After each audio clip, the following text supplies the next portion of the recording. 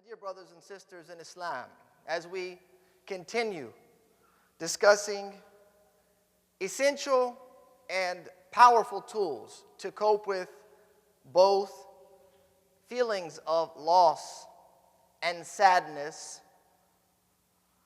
it's important that we step back for a minute to talk about Allah subhanahu wa ta'ala's verse in Surah Al-Baqarah. This is verse number 153. If you remember, we addressed this last week. Allah subhanahu wa ta'ala, He says, Ya ayyuhalladhina amanu ista'inu bis-sabri was-salah. Inna Allaha ma'as sabirin. O you who have believed, seek help through patience and prayer. Allah subhanahu wa ta'ala commands the faithful to seek help and assistance. Al-isti'ana. When a person is unable to do for themselves, then they seek assistance outside. Two of the most important tools to cope with feelings of loss, the feeling of being out of control, is first, patience. For indeed Allah is with the patient. Understanding the basics of patience, as was previously discussed, to be patient in fulfilling obligations, to be patient in righteousness, to carry on even in the midst of turmoil, perhaps confusion, feelings of sorrow and grief, to continue with righteousness is very important in the process of recovery. And also to be patient in staying away from prohibitions. These are the basics of patience. However, there are several other key factors in being patient, especially at the onset of hardship. One of the greats of the past, Ibn al-Qayyim rahimahullah, in his monumental work, Madarij al-Salikin, he talks about patience. Expounding upon it further, he says that patience is to control the heart, if you will. To control the heart from the feelings of grief and displeasure. To control one's words from complaining. To avoid complaining is a part of being patient. And also to refrain from acting out on the feelings that you're experiencing.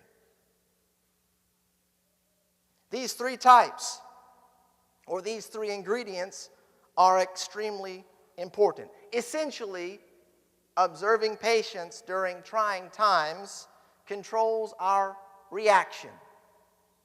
Controls our reaction. We are allowed to react and to respond. We're human. We're programmed that way. Happy and sad, love and hate, all feelings that have been bestowed upon us by Allah subhanahu wa ta'ala, integral to our framework in existence, we are allowed to respond to whatever stimulus is out there. But all of those reactions must be framed in an appropriate manner. And so being patient does this for us. It not only prevents us from acting out, but it also keeps us from making things worse than they actually are. By steering our hearts away from the feelings of grief and resentment, think about it. When you lose someone or you lose something important to you, a loved one, a spouse, a child, a dear friend, if you lose something dear to you, your house goes up in flames, washed away by a flood, scattered about, strong winds. You lost your job, your source of income and revenue. You find honor and dignity in. There's a natural response from the lowly self to be filled with resentment. Often you begin to point fingers and blame. And sometimes, if you're not careful, that finger can go upwards blaming Allah, and resenting His decree. This only makes things worse and prolongs the recovery process. So by steering the heart away from those feelings, you can expedite recovery. By biting our tongues from complaining, we're more likely to avoid misspeaking and possibly burdening others. We could lash out verbally very quickly, begin to call names, curse, backbite, slander even, when others are involved in situations of loss. And then those around us, the innocent, we can burden them with a problem they cannot help to solve, nor possibly even capable of soothing your broken spirit. A person may say, well, I need to let off steam. I need to let go of these feelings. I need to lighten the load by sharing it with someone. The great Imam Ibn al-Jawzi, rahimahullah, not Ibn al-Qayyim al-Jawziyah, this is another Ibn al-Jawzi. He said that the pious of the past, they used to dislike complaining to other people. They used to dislike, to despise complaining to others. He says, if complaining, even though he says, وَإِن كَانَ فِيهَا رَاحَةٌ, there's a little bit of relief in it to complain, إِلَّا أَنَّهَا تَدُلُّ عَلَى ضَعْفٍ وَذُلٍّ. It indicates a certain weakness and humiliation. His patience is an indicator of strength and honor. Meaning here, to avoid complaining to those around you. That's controlling your words, avoiding complaining to others. And by not acting out, controlling the limbs, if you will, controlling the physical response, we're more likely to avoid falling into sin. Sometimes we cope with loss and disturbance in our life by heading towards sinful avenues, thinking they'll bring us some joy, some perhaps happiness, even if it's just temporary, that will relieve these difficult feelings. The trick, however, this is the trick, is to be patient at the very beginning. From the onset of hardship or affliction or loss or difficulty, to be patient. When you stub your toe, the first thing that comes out of your mouth is what? What do you say? Here's a good measurement. This is something simple. You stub your toe on the corner of the table. Pain. What do you say right away? Oh!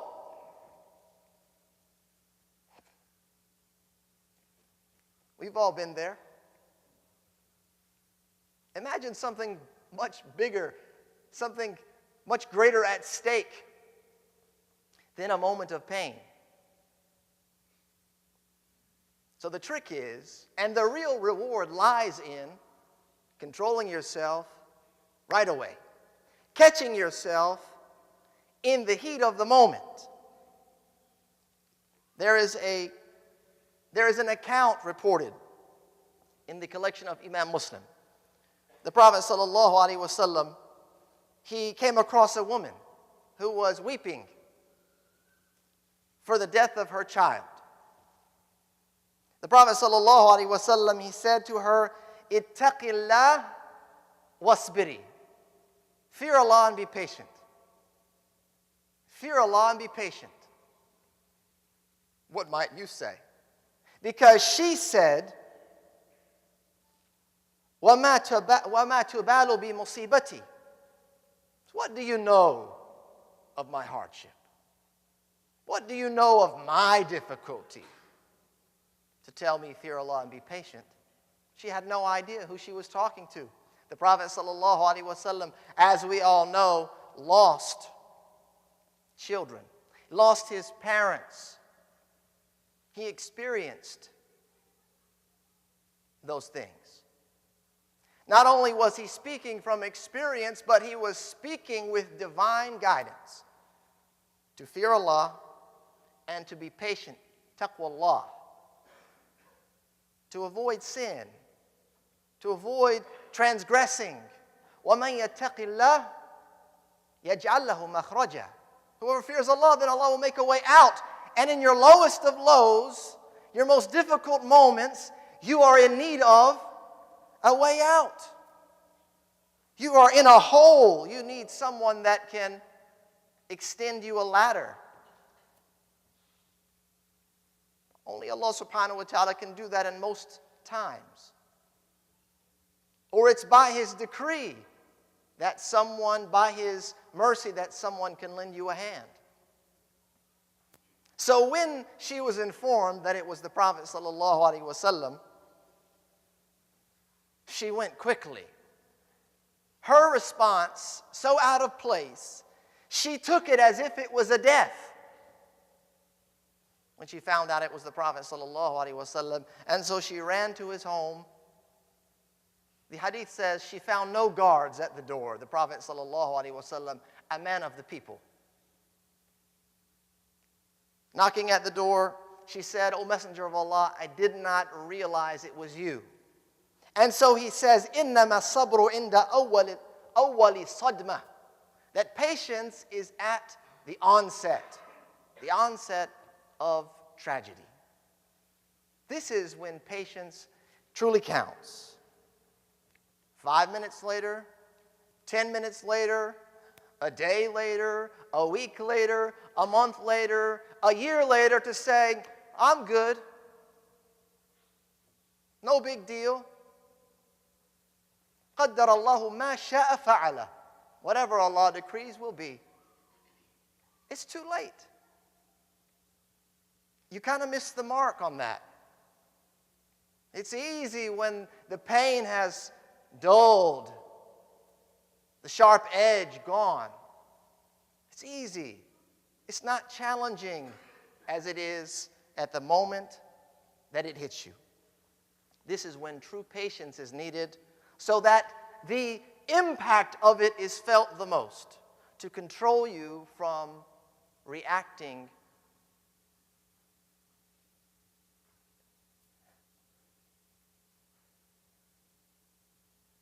in a negative way. Allah subhanahu wa ta'ala, He says, this is verse number 45 of the same chapter, Surah Al-Baqarah, وَاسْتَعِينُوا بِالصَّبْرِ وَالصَّلَاةِ وَإِنَّهَا لَكَبِيرَةٌ إِلَّا عَلَى الْخَاشِعِينَ.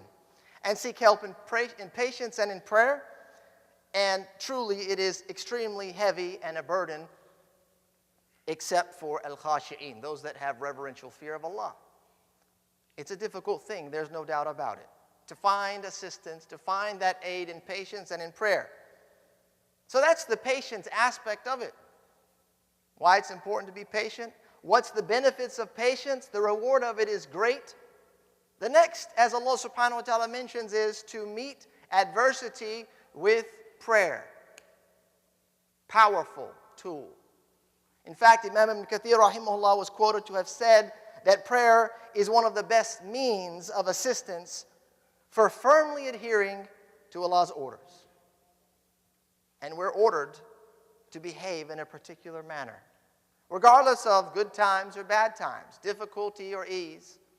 Prayer is what keeps us on an even keel, keeps us upright, the prayer, and it prevents us from lewdness and sin.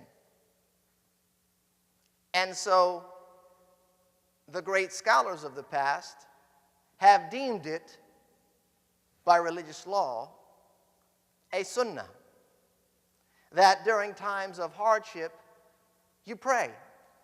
One of the greats, Al-Imam al-Buhuti rahimahullah, in his monumental work, Kashaf al-Qina'a, he says that it is sunnah, lil musab, a person that is afflicted, and yusalli rak'atayn, to stop what they're doing and to pray rak'atayn. 2 units of prayer. Imagine that. How would that impact that moment? Some bad news. You just got on the phone. In person. You said, before I react, Allahu Akbar. What does that mean? Allahu Akbar. Here's the first step into relieving yourself of a terrible reaction and feelings that would be almost difficult to cope with, perhaps, depending on the scenario. Allahu Akbar. Allah is greater than you. Allah is greater than your worries. Allah is greater than your problems. Allah is greater than everything. And if just for a moment you can focus on that, to redirect your heart, to recalibrate your compass, if you will, and you are to stand in prayer, to lengthen that prayer in recitation, to recite the Quran, which we get nothing but tranquility of heart by reciting the book of Allah subhanahu wa ta'ala, to remember Him, al-adhkar, numerous remembrances in the prayer. From the beginning to the end, it's filled with them. And in dua, moments for you to supplicate, to call upon your Lord, and to help you and alleviate you of difficulties and burden. To stand in prayer until you feel better. But, as Allah subhanahu wa ta'ala says, وَإِنَّهَا لَكَبِيرَةٌ إِلَّا عَلَى الْخَاشِعِينَ. Not just any prayer, going through the motions, we find ourselves guilty of more often than not. Just let's hammer it out. Let's get it done so we can check it off the list. But to actually be present in the prayer with a heart filled with reverential fear. Otherwise, it's difficult. You won't reap the rewards of the prayer just by going through the motions. This was the manner of the Prophet ﷺ. It wasn't out of thin air that the jurists, such as Imam al-Buhuti rahimahullah, he concluded that prayer is something that should be done for the afflicted, but this was something also done by the great companions, one of them Ibn Abbas radiallahu anhu. At the onset of trouble or affliction, he stopped to pray rak'atayn. It was noted, وَقَرَأَ وَاسْتَعِينُوا بِالصَّبْرِ وَالصَّلَاةِ. And then he recited and seek assistance in patience and prayer. Another hadith reported in the collection of Imam Ahmad and the Sunnah of Imam Abu Dawood says, كان النبي صلى الله عليه وسلم إذا حزبه أمر صلى.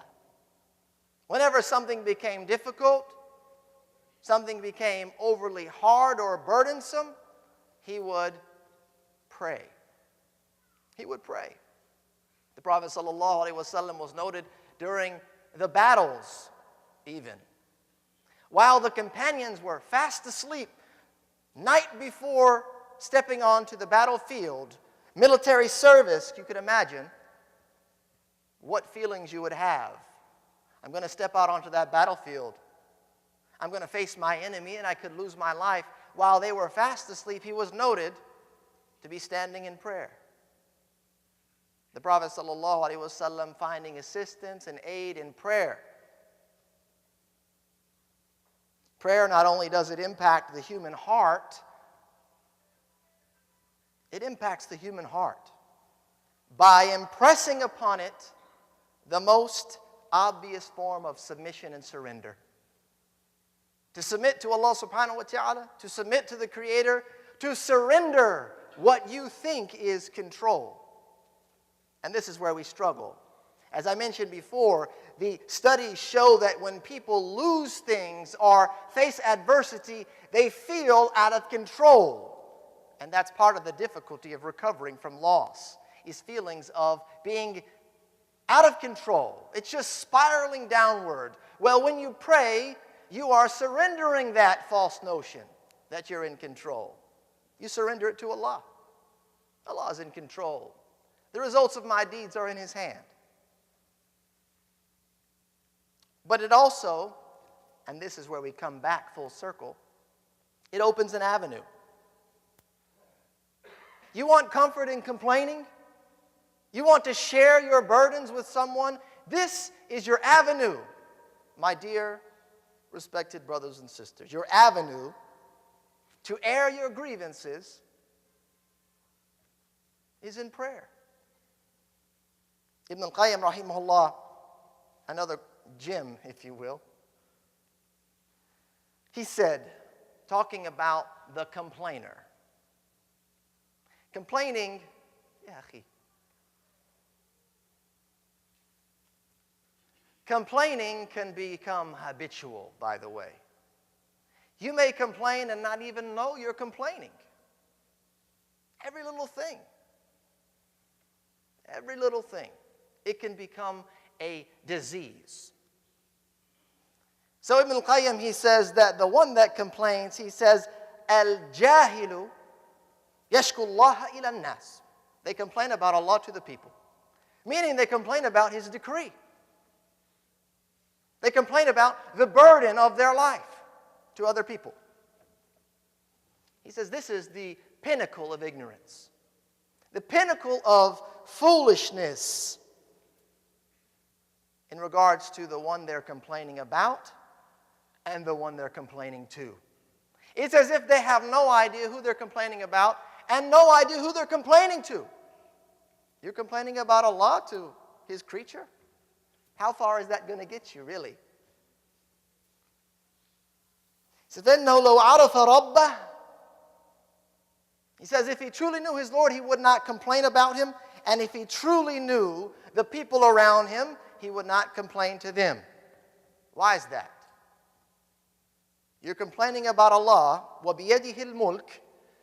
In His hand is the dominion of the heavens and the earth to mankind. They can do nothing for you. No control over your destiny. Some of the pious, he says, they saw a man complaining about his poverty and his needs. He said, they responded to him. They said that, by Allah, مَا زِدْتَ عَلَى أَنْ شَكَوْتَ مَنْ يَرْحَمُكَ. You've done nothing but complain about the one who shows you mercy. That's Allah subhanahu wa ta'ala showing you mercy, and then you have the audacity, regardless of the trial you're facing, to turn around and to complain about Him. He says, the Gnostic, the one who is aware, the one whose heart is open to Allah, they only complain to Allah subhanahu. They save their grievances for Him, because they know it is Allah that can make a true difference. The most aware of that group, he says, أَعْرَفُ الْعَارِفِينَ.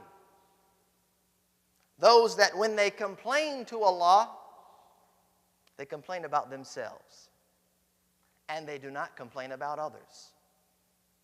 Because there is no affliction that we will experience except that it is the result of our own deeds. So a person turns to Allah subhanahu wa ta'ala to complain about their deficiencies, their flaws, and their faults in hopes that Allah subhanahu wa ta'ala will guide them away from that, to refine them, and to bring them out of the hardship that they suffer from.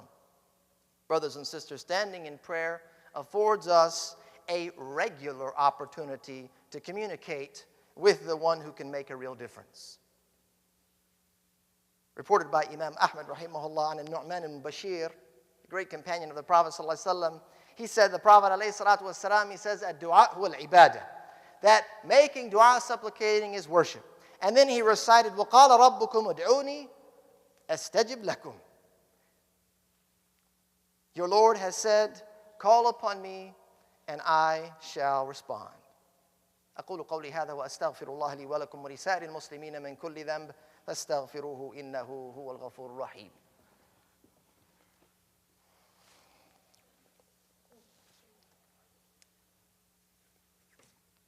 بسم الله والحمد لله حمدا كثيرا طيبا مباركا فيه كما يحب ربنا ويرضى ونصلي ونسلم على نبينا محمد وعلى آله وأصحابه ومن تبعهم بإحسان إلى يوم الدين.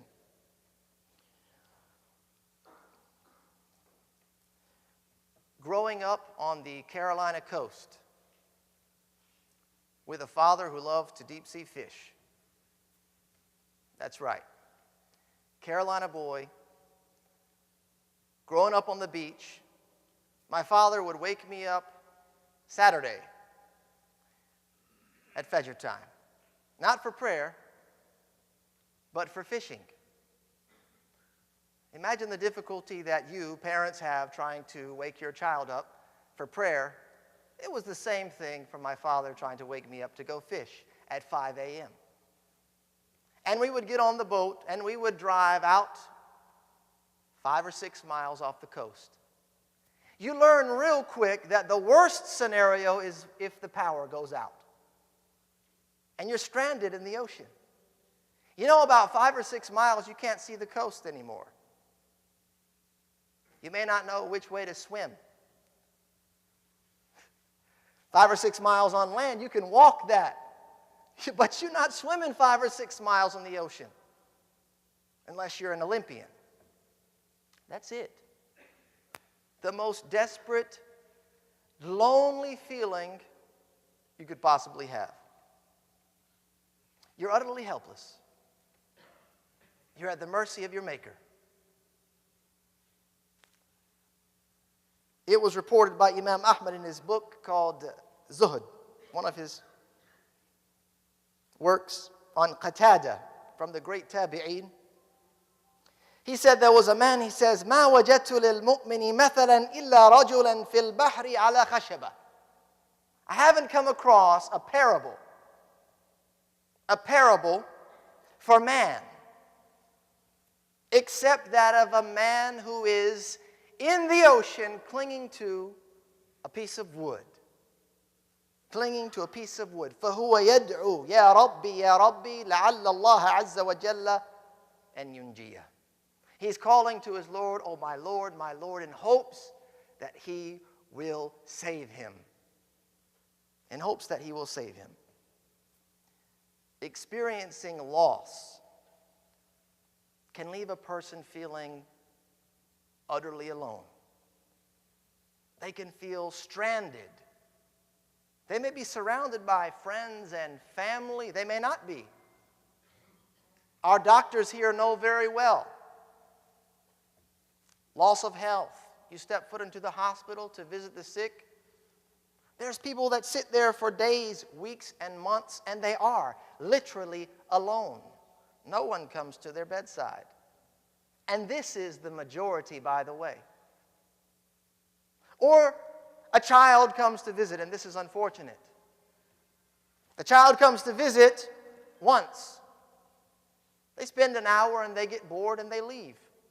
They've been there waiting in the bed for a week.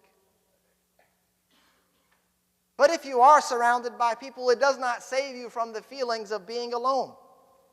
Much like being out at sea with no sail. Based on recent studies published in the Journal of Abnormal Psychology, this was found especially true for senior citizens. Often we neglect our senior citizens. When they lose a spouse, someone they shared perhaps the better part of their life with, 30, 40 more years, they lose a spouse, they'll suffer from feelings of loneliness, being stranded. So this team of researchers, they followed 250 widowed older participants over 3 periods, 6 months, 18 months, 48 months, observing their reaction after their spouse's death. What they found was that loneliness was especially strong in bereaved seniors.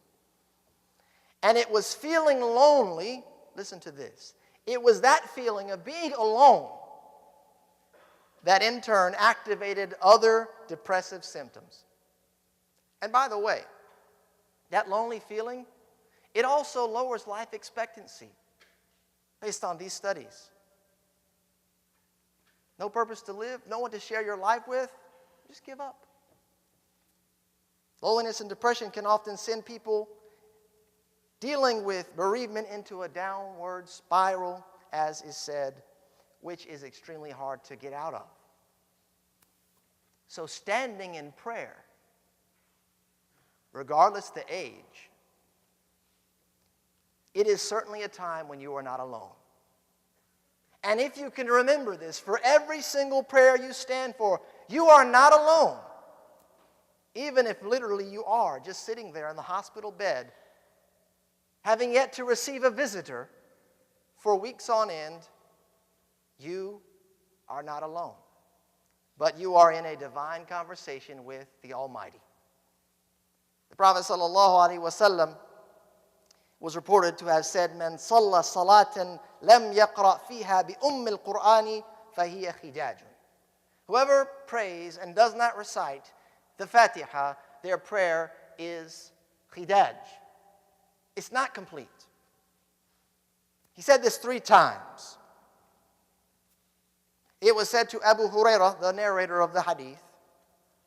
He says, "Inna nakunu wara al-imam." We're standing behind the imam. And so he said, "Iqra biha fi nafsika, fa inni sami'tu Rasulullah sallallahu alayhi wa sallam qal." Read it to yourself. It is sunnah to read al-Fatiha behind the imam when he is silent, whether before he recites, in the middle of his pauses between ayat, or after he completes it before beginning the next chapter. It's sunnah. And certainly so in the silent prayer. The reason he responded this way, he says, قال الله تعالى قسمت الصلاة بيني وبين عبدي نصفين ولعبدي ما سأل. Allah has said that I have divided the prayer into 2 parts. I have divided the prayer into 2 parts. Between me and my servant shall have what they ask for. And if you look further into this hadith, you will find that when you say a verse from Al-Fatiha, Allah subhanahu wa ta'ala is responding in a very divine way. It is a conversation, and conversations take 2. So in prayer, you are not alone. And you should never feel as if you are, to struggle with your problems and your hardships by yourself. It requires a great deal of strength to dig deep into the spirit to come out of depression. But it also requires wisdom to know that you are not capable of doing it by yourself. It is in these moments that you have to put your trust and reliance in Allah subhanahu wa ta'ala and relinquish all of the anxieties of what is to come. We ask that Allah subhanahu wa ta'ala guide us to that which He loves and is pleased with.